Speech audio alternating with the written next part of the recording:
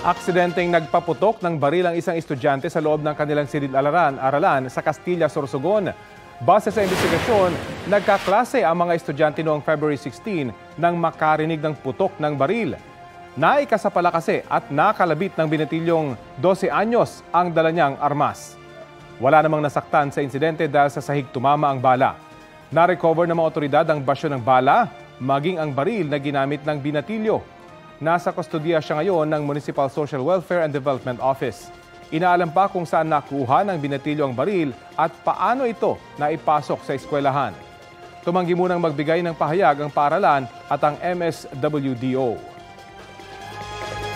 Kapuso, alamin ang maiinit na balita. Bisitahin at mag-subscribe sa GMA Integrated News sa YouTube. Sa mga kapuso abroad, samahan niyo kami sa GMA Pinoy TV at sa www.gmanews.tv.